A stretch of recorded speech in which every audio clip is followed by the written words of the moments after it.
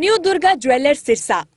खारिया वाले प्रभुजी सोनी व पीली मंदोरी वाले सज्जन सोनी का भारत सरकार द्वारा मान्यता प्राप्त मशहूर hallmark jewellery showroom new Durga jewellers, Parshuram Chowk, Sirsa. अधिक जानकारी के लिए संपर्क करें 9813932001 या 9466697217। ये सारे विषय हैं, दिल्ली में वो लोग बैठे हैं, संपर्क भी कर रहे हैं। अब वहाँ जो बयानबाजी चल रही है, इसमें सुप्रीम कोर्ट ने भी बीच में दखलंदाजी करके और एक एफआईआर लिखने की बात कही है। तो इसलिए जो बातें हैं, जैसा कोर्ट के आदेश के ऊपर एफआईआर हुई है, उसका निर्णय जैसा होगा वैसा होगा। सर, आप लगातार सभी को प्रदेश में मालिकाना हक मिले इसको लेकर प्रयास भी कर रहे हैं, लेकिन अभी आप जहाँ जहाँ जनसंवाद कार्यक्रम कर रहे हैं वहाँ इस तरह के चीज़ें भी सामने आ रही हैं कि जमीन को लेकर जो झगड़े मुकदमे या मालिकाना हक है, रजिस्ट्री से रिलेटेड इस तरह की चीज़ें भी निकलकर सामने आ रही हैं। देखिए, मैं जहाँ तक समझता हूँ कि जितने विवाद होते हैं, जितना लिटिगेशन कोर्ट्स में है, आज की डेट में सबसे ज़्यादा लिटिगेशन अगर कोई है तो लैंड्स के मामलों को लेकर के है। उसमें भाई भाई का झगड़ा भी है, उसमें इलीगल एनक्रोचमेंट भी है, उसमें पंचायत की जमीनों के झगड़े भी हैं, उसके अंदर मलकियत को लेकर के बहुत तरह की चीज़ें ऐसे चल रही हैं। हमने इसकी शुरुआत कर दी है। इसमें पहले तो लैंड की 1-1 इंच की मेजरमेंट उसको हम कर रहे हैं। फिर उसमें स्वामित्व के नाते से गांव में लाल डोरा उसको हमने ख़त्म किया है।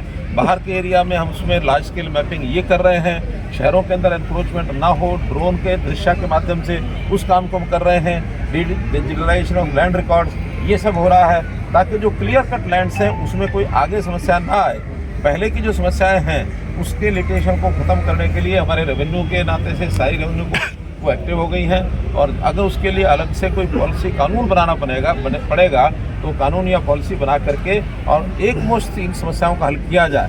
क्योंकि 50 साल से भी ऊपर, 60 साल से भी ऊपर लोगों के पास कब्जे हैं। अब उन कब्जों को छुड़ाना इतना आसान नहीं है, तो उसका कोई ना कोई एक समझौता, कोई ना कानून बना करके उन चीज़ों को हल करने का एक रास्ता। और कोर्ट भी ये कहता है कि वंस फॉर ऑल ऐसी समस्याओं का हल करना चाहिए। तो हम लेजिस्लेचर के माध्यम से समस्याओं का हल जहाँ तक संभव होगा जनहित में इसको करें। सर, शाहबाद में 2-3 ऐसी कॉलोनी हैं जो बारीगर कॉलोनी से संबंधित रखते हैं। सर, रेलवे विभाग की तरफ से कई बार उनको नोटिस आ गया और वहाँ पर जनसंख्या भी लगभग 500 परिवार हैं ये। जी सर। तो इन 500 परिवारों को हम विचार हमारा यही है कि उनको कोई ना कोई अल्टरनेटिव स्थान रिहेबिलिटेशन का मिले।